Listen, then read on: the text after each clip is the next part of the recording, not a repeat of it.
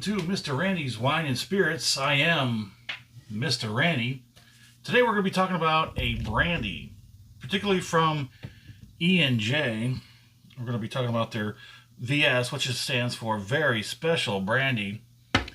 Now, brandies are usually a wine or a sort of variation of that libation. Now, the difference between brandy and cognac, what they say about whiskey and bourbon, every bourbon is a whiskey, but not every whiskey is a bourbon. Well, that's the same thing when it comes to brandy and cognac. Every cognac is a brandy, but not every brandy is a cognac. I just did my research because I felt bad about the first couple videos. Yes, this is a little guy. It's only a little 200 milliliter. Because I had no idea about brandy, I had no idea about cognac. That's why we had the smaller bottles. I wanted to make sure that I didn't want to waste my money. I didn't want to pour juice down the drain. So here we are with the little guys. So this is from the brand E&J. This has an age statement of 2 years. And from what I can tell, most people do not sip brandy neat, nor do they sip cognac neat. These are mostly with mixers. However, they do have different levels, especially when it comes to cognac, but that's in another video. But these libations, they come in different levels. Higher levels, they say, are better for sipping, while these lower, I guess you could say, cheaper versions are for mixing.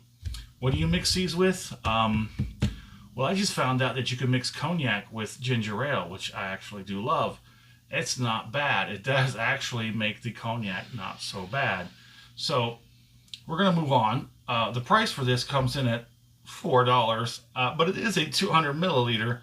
I didn't bother to look up any of the other sizes and prices because brandy just doesn't seem to be my thing. This does come in at an ABV of 40%. Let's go ahead and let's get a pour on, shall we? All right.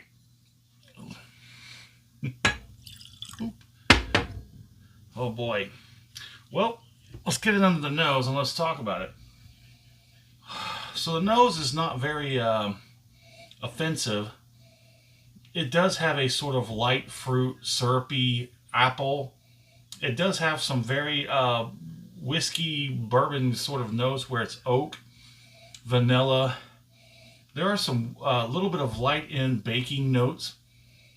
I almost want to say some kind of citrus in there somewhere, but I just can't pull it out. It is sweet, a little bit on the crisp side. Let's get it on the palate.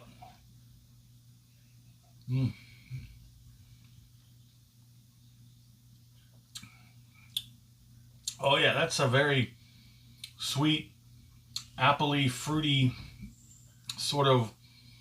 I can't quite nail down that other part of it.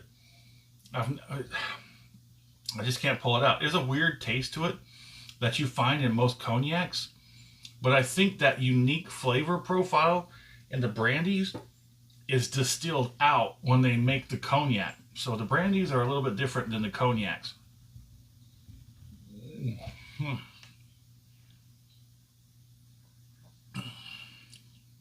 It does have a very unique taste, which goes a little bit different than the nose. The finish is relatively moderate. It's not bad. Like I said, not offensive. It mostly is on the tip of the tongue. It's mostly at the front end of the tongue. Not so. There's really nothing on the sides, nothing on the back at all. Barely anything noticeable on the top. It's got a lower mid finish.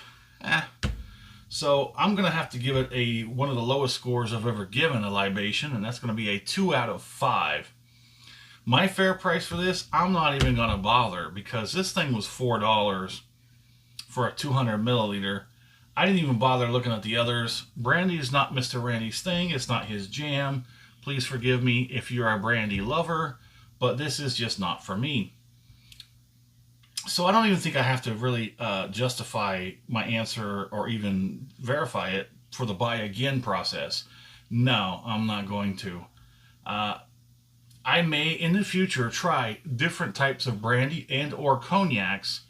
I do believe I still have one more cognac to go over that I have on the shelf ready for a review.